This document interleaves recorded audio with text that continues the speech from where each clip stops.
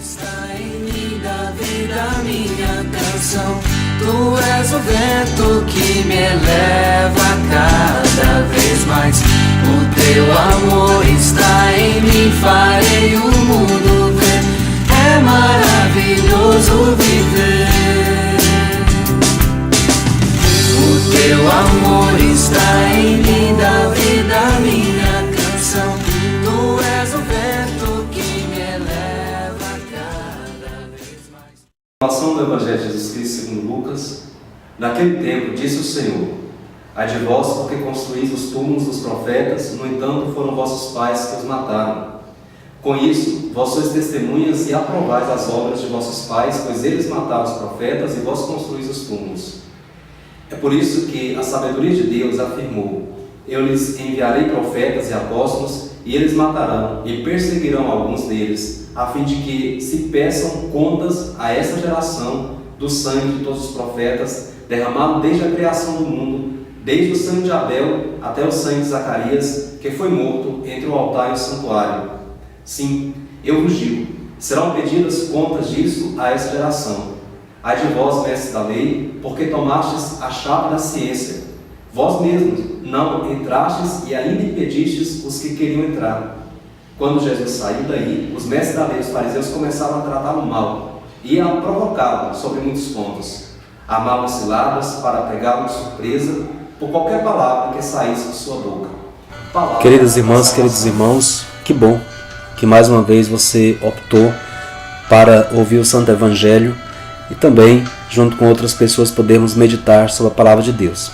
A Igreja sempre nos propõe que a gente acompanhe todos juntos o mesmo Evangelho no mundo inteiro. E assim a gente mantém a nossa comunhão.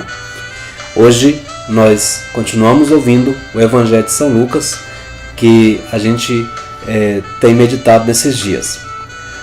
O contexto é ainda a tensão existente entre Jesus e seus opositores. Jesus foi convidado para uma refeição na casa de um fariseu e ali começou então uma discussão acerca da vida, da religião, da maneira como os fariseus estavam vivendo sua fé.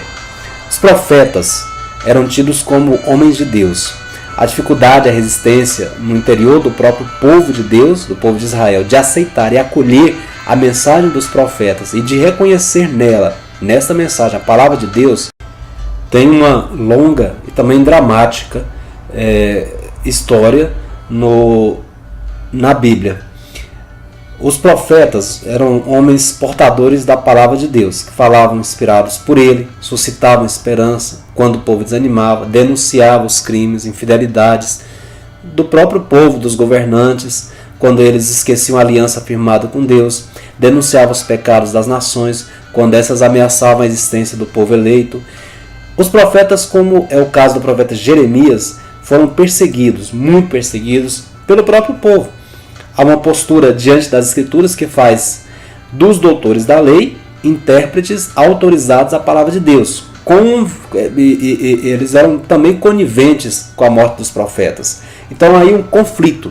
Se os doutores eram oficialmente pela religião reconhecidos como os homens que deveriam interpretar a palavra, por outro lado, os profetas que não poupavam, e muitas vezes eram suscitados, eram homens profundamente carismáticos, que Deus suscitava de onde ele quisesse, não propriamente da elite religiosa.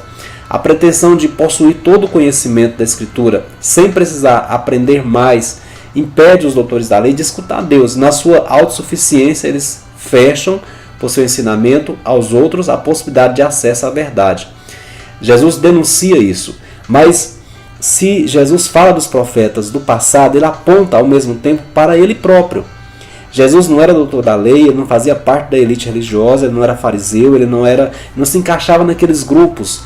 Jesus é como os profetas, que um homem suscitado, né? Ele sendo Deus, ele próprio estava vivendo e vivenciando a rejeição das pessoas, como o Senhor era rejeitado por causa da palavra dele, e que muitas vezes provocava inveja e ciúme naqueles homens que estavam ali na frente dele naquela refeição.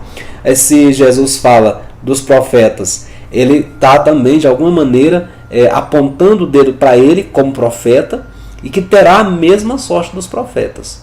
A gente precisa ouvir esse evangelho também na perspectiva seguinte: como pessoa, qual que é o olhar que eu tenho para a palavra de Deus? Quem na minha vida tem falado da palavra de Deus? A palavra de Deus para mim é algo seco, algo que eu leio, eu escuto apenas por obrigação? Ou a palavra de Deus tem me trazido luz, me traz força, ânimo? Ela mexe comigo na maneira como eu lido com as situações do meu dia a dia, no meu trabalho, no escritório onde eu trabalho, na sala de aula onde eu trabalho, lidando com a minha família. Então, a palavra de Deus ela suscita um povo de profetas. Sabe que todos nós batizados somos, na verdade, um povo profético. E nós não podemos apenas esperar que a linguagem oficial, que apenas alguém lá na frente do altar me explique a palavra de Deus. Eu preciso também me inteirar dessa palavra, meditar sobre ela e fazer com que essa palavra também seja uma palavra de profecia para mim e para as pessoas. O meu olhar, como eu olho o mundo, eu preciso olhar o mundo com os olhos de Deus. E onde é que eu vou saber como é que Deus vê as coisas? Na Bíblia. Como diz o Papa Francisco, quando a vida interior se fecha nos próprios interesses, deixa de haver espaço para os outros. Já não entram os pobres, já não se ouve a voz de Deus, já não se goza da doce alegria do seu amor, nem fervilha o entusiasmo de fazer o bem. Então é preciso que nós nos debrucemos mais sobre a palavra do Senhor.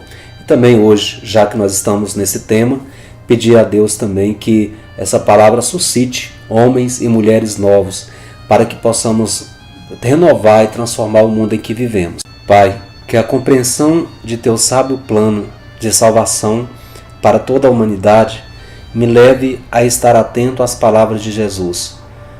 Jesus, que me indica o caminho para chegar até o Senhor. Ajuda para que a pessoa ou as pessoas que neste momento estão ouvindo o Teu Evangelho sintam um profundo desejo de chegar sempre perto do Senhor, de nunca Te abandonar. Peçamos ao Senhor, meu irmão, minha irmã, que Ele acolha a nossa oração.